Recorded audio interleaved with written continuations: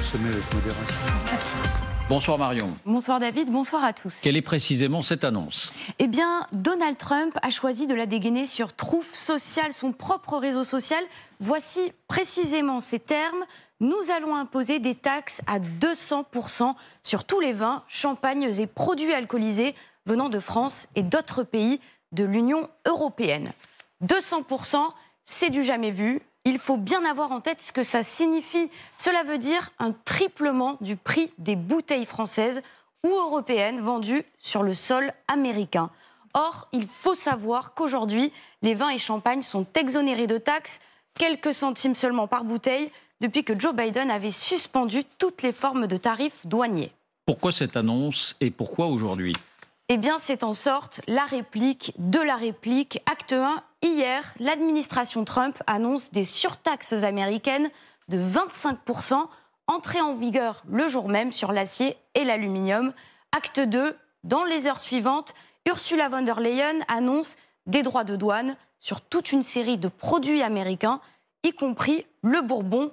Et c'est donc en réponse à cette annonce que Trump dénonce dans ce même message, je cite, « L'Union européenne, l'une des autorités les plus abusives et hostiles du monde, sur les impôts et les droits de douane, a tout juste imposé 50% de droits de douane de taxes sur le whisky. » Il réclame donc une suppression pure et simple de cette riposte.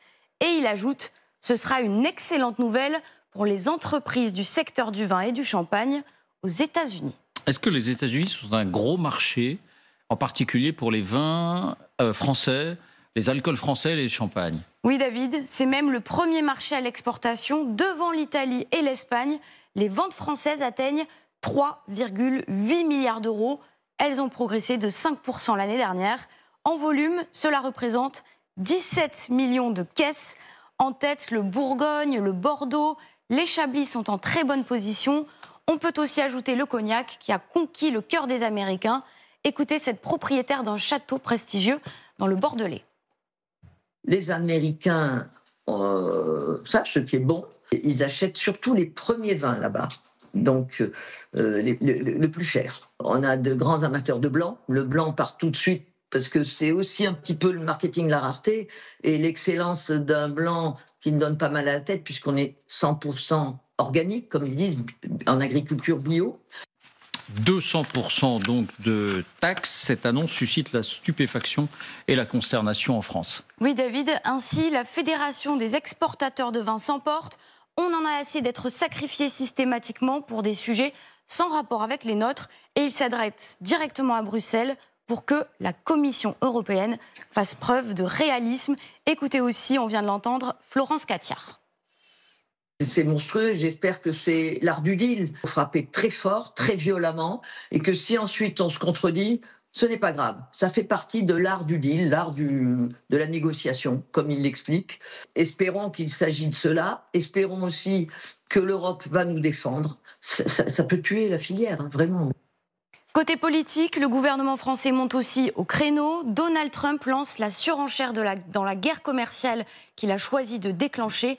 La France reste déterminée à riposter avec la Commission européenne et nos partenaires. Nous ne céderons pas aux menaces et protégerons toujours notre filière. Nos filières, regrette Laurent Saint-Martin, délégué du commerce extérieur. Et dernier point, Marion, ce bras de fer a un petit goût de déjà-vu. Il avait suscité une célèbre déclaration. Une déclaration restée célèbre. Oui, David, souvenez-vous de cette fameuse séquence où Donald Trump avait ironisé sur son échange avec Emmanuel Macron. C'était justement à propos de mesures de rétorsion sur les vins et champagnes il y a quelques mois. Écoutez. You know Macron, he's a very nice guy. Macron, and really a very nice guy. I said, Emmanuel, how are you? He said, fine. I said, I heard you're going to charge American companies 25% to do things in Mexico. Who else are you doing? Well, nobody yet, but we will do other. I said, no, but you're not going to do it, Emmanuel. You're not going to, no, Donald, it has already passed. I said, well, you better unpass it, because if you don't unpass it, you're going to pay a 100% tariff on all wines and champagnes that are shipped into the United States starting tonight. No, you cannot do that, Donald. You cannot do that. Dernier rebondissement, il y a quelques instants, par la voix d'Ursula von der Leyen, l'Europe se dit ouverte à la négociation. Ah, ça c'est un rebondissement de dernière minute, on y reviendra dans un instant. D'abord, Dominique, question toute simple, est-ce que c'est sérieux 200%, est-ce que ça a une chance d'être appliqué un jour? Est-ce qu'on a déjà vu ça, des taxes de 200%? Quand c'est 200%, en fait, vous bloquez le marché. C'est-à-dire qu'il n'y a plus d'exportation. Donc ça veut dire que vous tuez les exportations vers les États-Unis, qui comptent beaucoup dans ce secteur-là. Est-ce que c'est crédible? C'est le principe de Donald Trump. C'est-à-dire l'incertitude maximale. Il peut le faire, il peut ne pas le faire. Je pense qu'il y a une stratégie. L'aluminium et l'acier, c'est parti de l'aluminium et de l'acier. Vous allez me dire, le grand public s'en moque totalement. Ça ne fait pas de bruit. D'ailleurs, on n'a pas consacré des missions si nombreuses à l'acier. Là, évidemment, ça touche des choses qui sont plus au cœur de l'ADN français. Je pense que la stratégie de Donald Trump, elle est double. On sait qu'il est proche de Bernard Arnault. Il suggère ainsi à Bernard Arnault de faire pression sur le gouvernement français. Ça, c'est le premier levier. Il se dit, on met un peu la pagaille dans tout ça. Et puis surtout, il essaye de diviser les pays européens entre eux. C'est le principe. Il n'a pas du tout apprécié, je n'ai pas eu ses confidences, mais il n'a pas apprécié que l'Europe réponde de manière coordonnée à ces attaques. Il déteste l'Europe, on l'a bien compris, et donc il se dit, je vais essayer que les Français aillent voir Bruxelles et disent à Bruxelles, oh ben non, le champagne et le vin, c'est pas une bonne idée. Et donc on aille taper autre chose. Et donc sa stratégie, elle est double de ce point de vue-là. Je pense qu'il y aura, quand Ursula von der Leyen dit à la seconde, il y aura une négociation, de ce pré-négociation, c'est pas complètement nouveau. Depuis le début, l'Europe est prête à la négociation, puisqu'elle ne souhaite pas ses droits de douane. En 2018, ça c'était fini, je parle sous le contrôle de Jean, mais il y avait eu beaucoup de rodomontades, ça avait hurlé un peu partout, et à la fin, ça s'était quand même calmé. Parce que le président de la commission d'alors, Jean-Claude Juncker, était allé voir Donald Trump dans son bureau. Donald Trump, à la sortie, avait dit « c'est vraiment un tough guy ». C'est pas l'image qu'on avait forcément en France et en Europe, mais ouais, en tout cas, il avait été impressionné. Il avait été impressionné et c'est vrai que ça s'était calmé après. Donc, vous pensez qu'on est là uniquement dans une partie de poker? Il y a des postures. Voilà, il y a des parties de poker. C'est celui qui abat ses cartes qui va faire le plus mal, mais à la fin, il y aura quand même des négociations. Le champagne, pour les Américains ne vont pas se mettre à faire pousser du champagne. Oui, c'est ça. Quand Donald Trump dit c'est une bonne nouvelle pour ceux qui font du champagne aux États-Unis, c'est valable pour le vin. Par définition, ça ne peut pas s'appeler champagne. Voilà. Et par ailleurs, c'est vrai pour le vin, mais c'est pas vrai pour le champagne. Pas vrai pour le champagne. Si ce tarif était appliqué, vous dites ça veut dire la fin des exportations. Vers les États-Unis, un marché de près de 4 milliards. Oui, un prix qui triple, c'est quand même beaucoup. Alors les consommateurs, on peut dire, sont des consommateurs de classe sociale aisée aux revenus élevés, mais enfin un prix qui est triple, vous regardez quand même, même si vous avez des revenus importants, vous regardez quand même à deux fois. Bon, mais ce serait 4 milliards en moins pour les vignerons français, que ce soit dans le champagne, dans les vins ou même dans le cognac ou autre alcool très coté aux États-Unis. Qu'est-ce que ça veut dire? Oui, mais la question, c'est de savoir si est-ce que l'Union européenne... Alors, quand l'Union européenne dit on va négocier, ça veut dire que peut-être demain matin, nous n'aurons pas de nouvelles rétorsions. Parce que la possibilité serait de dire, attendez, bon, on a déjà fait les Harley-Davidson, on a fait le Bourbon, mais on va peut-être rajouter... à chaque fois, l'idée, c'est de viser des États républicains, évidemment. En tout cas... Et donc, la possibilité, il y a deux possibilités. Demain matin, soit il y a une nouvelle vague européenne, ça n'a pas l'air de ce que dit Ursula von der Leyen, soit on attend, on calme le jeu et on négocie. En tout cas, on n'a pas la même tonalité ce soir entre Paris, Laurent Saint-Martin qui dit on va tenir bon, on ne cédera pas, et Bruxelles, Ursula von der Leyen, nous sommes ouverts à la négociation. Jean. D'abord, il faut rappeler une chose qui est fondamentale, c'est que dans les affaires commerciales, c'est une compétence de l'Union européenne. C'est uniquement l'Union européenne. C'est-à-dire qu'elle va proposer une liste de sanctions. Donc il y a déjà une première liste de sanctions qui est remontée à 2018, qui a été mise en application, qui sera mise en application le 1er avril, donc qui a été annoncée hier, mercredi, ce qui porte sur une partie sur à peu près 16 milliards, je crois. Non, 8 milliards. Non, 8 milliards. Ils ont rajouté 16 milliards. Voilà, et il y a 16 milliards de sanctions supplémentaires qui vont tomber pour répondre aux taxes sur l'acier et l'aluminium. Ensuite, ce que dit Ursula von der Leyen, c'est que là, pour l'instant, ce qu'a annoncé Donald Trump, c'est juste, il s'est réveillé ce matin et puis il a tweeté. faut voir un peu le niveau. Il n'y a pas d'adultes dans la salle. Hein. C'est pas un truc préparé par des gens qui sont en train de réfléchir à la façon dont on va négocier. On connaît aussi, pardon Jean de vous interrompre, mais sa célérité à signer des décrets à tout va. Et... C'est vrai, mais là en Il a l'occurrence... changé d'avis aussi. Voilà. Là, par exemple, je vous rappelle quand même avec le Canada, lorsque le Canada a annoncé des mesures de rétorsion sur les droits de douane qui ont été imposés au Canada, il avait menacé de monter à 200%, donc de doubler les droits de douane qu'il venait d'annoncer en rétorsion. Et puis finalement, le Canada a reculé. Non, L'Ontario a reculé. Voilà, uniquement sur la question de l'énergie. Donc ça, c'est la première chose. Deuxième chose, il se trouve, c'est assez amusant que j'ai fait une interview de Jean-Claude Juncker. Enfin, j'ai déjeuné avec lui hier. Hier, effectivement, j'ai déjeuné avec lui.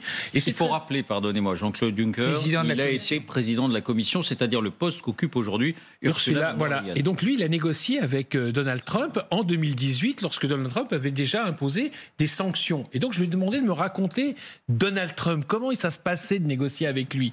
Et il dit que c'était assez étonnant, parce que d'abord, Donald Trump ne comprend pas ce qu'est l'Union européenne. Il ne comprend pas qu'en fait, diviser l'Union européenne, c'est super difficile sur un sujet comme le commerce. Pour lui, c'est des États qui se sont alliés avec des intérêts différents et il peut les diviser. Un petit peu comme Poutine considère l'Union européenne. Ils ont du mal à penser l'Union européenne comme un bloc. Et dit, deuxièmement, ce qui était étonnant quand on négociait avec lui, à l'époque, c'est qu'il y avait dans la salle des ministres de Trump, donc le secrétaire d'État, secrétaire au commerce, etc. Et il dit, les gens, arrêtez pas de dire à Trump, non, ça, vous pouvez pas dire ça, c'est faux. Ah non, c'est pas comme ça que ça se passe. Ah ben non. Et il paraît qu'il acceptait très facilement à l'époque. Hein. À l'époque, parce qu'on dit souvent il n'est pas du tout le même. Il n'est pas du tout le même. Et dans la salle, ce ne sont pas les mêmes personnes. Voilà. À la fois autour de lui les conseillers, parce qu'il s'est méfié dans son premier mandat des gens de ce qu'il appelle le deep state, c'est-à-dire l'État profond. Aujourd'hui, il les a remplacés par des très proches, des promoteurs immobiliers, de ça. Et même dans les journalistes qui sont dans le bureau ovale, c'est pas les mêmes qu'il y a quelques années. Donc il y a des gens du MAGA. Forcément à la légère. Écoutez-le, Donald Trump, il a fait un nouveau commentaire sur cette affaire. C'est très bref, mais écoutez, et on continue à taper sur l'Union européenne. Écoutez. Look, we've been ripped off for years, and we're not going to be ripped off anymore. Now, I'm not going to bend at all, aluminum or steel or cars. Simplement, attendez, le point de vue du militaire et du général, est-ce qu'on est là dans une forme de, on va pas dire de guerre hybride, parce que ça n'a rien à voir avec ce qui peut se passer ailleurs, mais est-ce qu'on est là dans un affrontement qui va bien au-delà en fait de la question commerciale d'une certaine Et donc le général va parler rapport de force. Voilà. Et je trouve que la réponse de Madame von der Leyen va parfaitement en phase avec la réponse du ministre Saint-Martin. C'est-à-dire que Saint-Martin, il dit « je plierai pas, c'est l'Union européenne ». Et elle dit « je vais négocier ». Alors que M. Trump aurait aimé entendre le ministre français disant « je vais négocier ». Exactement. Et l'autre dire « on va tenir ». Vous voyez ? Donc il n'a pas réussi. Je vais dans le sens de Jean, hein, il n'a pas réussi à casser. Et ça, je trouve que c'est une bonne réaction. L'expert en stratégie, vous devriez conseiller la filière viticole française également. Oui, Magali. Je trouve que c'est pas un hasard qu'il vise le vin et le champagne. Parce qu'en fait, il vise évidemment la France. Ouais. Et Emmanuel Macron, qui est venu encore il y a quelques jours à Washington, qui a quand même développer des trésors de diplomatie pour essayer d'amadouer Donald Trump. Et quand même, derrière, on se prend 200% de taxes sur le champagne. On pourrait se prendre. On pourrait se prendre. Ouais. Et donc, il y a une volonté. En effet, je pense que Trump ne comprend pas l'Union européenne. Mais c'est vrai qu'il y a une volonté d'essayer de nous diviser, essayer de faire peur. Et c'est là où, en effet, il y a un vrai besoin d'unité. Parce qu'en fait, il va jouer le rapport de force en permanence. Il essaye d'assommer son adversaire comme à chaque fois en sortant des chiffres qui sont il se trompe quand même sur monstrueux. Un point. Mais oui, je pense qu'il se trompe parce qu'en fait, en face, on a bien compris, c'est le deuxième mandat, donc on a bien compris comment il fonctionnait. Et en fait, tout signe de faiblesse est interprété par Donald Trump immédiatement comme une volonté d'enfoncer encore davantage l'adversaire. Donc en fait, on n'a pas le choix. L'immense différence entre le Canada et l'Union européenne, c'est que le Canada, il dépend vraiment des exportations vers les États-Unis. C'est une proportion importante de son activité économique. Ouais. Nous, les échanges entre les États-Unis et l'Union européenne, c'est 1500 milliards de dollars. C'est très croisé. Chaque secteur a intérêt. Et donc, il ne peut pas assommer l'Union européenne comme le Canada. Ou le champagne français a besoin du marché. Mais attention, Oui, mais alors là où je ne comprends pas l'Union européenne, moi, c'est que, modestement, hein, c'est qu'on réplique sur les marchandises, on ne réplique pas sur les services. Non, mais justement... Attention, sur les services, ils ont un excédent vis-à-vis de nous. Oui. Donc on doit aller voir les GAFA Donald Trump. et les autres. Ben oui. Juste un mot, c'est que Un dernier mot, Jean. en 2018, on ne pouvait pas répliquer parce qu'on n'avait pas d'instrument juridique qui permettait de répliquer sur les services. Nous avons adopté en 2018 justement un nouveau règlement qui permet de taper les services et la propriété Mais intellectuelle. on le menace et ça de va, le faire, voilà. mais ça va se faire parce que si jamais effectivement il monte en puissance dans les droits de douane, on va répliquer. Or, comme en fait, l'argument de Trump, c'est de dire qu'il y a un déficit commercial avec les Européennes. Sur les biens. Sur les biens. Mais quand vous intégrez les services et la propriété intellectuelle, en fait, il y a un déficit simplement de 50 milliards, ce qui n'est pas énorme. Et si vous rajoutez là-dedans les entreprises américaines qui sont installées en Irlande pour ne pas payer d'impôts et qui réexportent leurs produits vers, notamment, des produits pharmaceutiques, des machines-outils, etc., vers les États-Unis, c'est équilibré. En clair, on le Emmanuel tient Macron par la indique barbichette. qu'il a essayé d'expliquer ça à Donald Trump à plusieurs reprises. Et que ça passe pas. Et alors, ça passe pas ou ça ne veut pas passer, peut-être. Non, je crois Isabelle, on ne vous a pas entendu et puis on avance. Oui, en fait, c'est une guerre des nerfs. Souvent, Trump change d'avis, donc il faut voir ce qui se passera dans 2 jours. Mais cette guerre des nerfs va durer 4 ans. Et là, la chose qui est vraiment importante, c'est qu'il va falloir que les Européens tiennent. Et alors, aujourd'hui, on est au début du processus, donc c'est assez facile. Mais donc c'est du ressort de la Commission. Mais il faut quand même avoir en tête que s'il fait ça sur un nombre infini de produits, il va y avoir des soubresauts au niveau national dans les groupes qui seront concernés. Enfin, aujourd'hui, chez les vignerons, demain, ce sera chez les automobilistes, etc. Et ça peut affaiblir la dureté de la réaction européenne. À ce soir, on est concerné à hauteur de 60 milliards d'euros d'échanges entre les États-Unis et l'Européenne sur 1500. Voilà, c'est pas non plus 100%. Hein. Oui, mais pour ceux qui c'est un début. c'est évidemment bien énorme. sûr, absolument.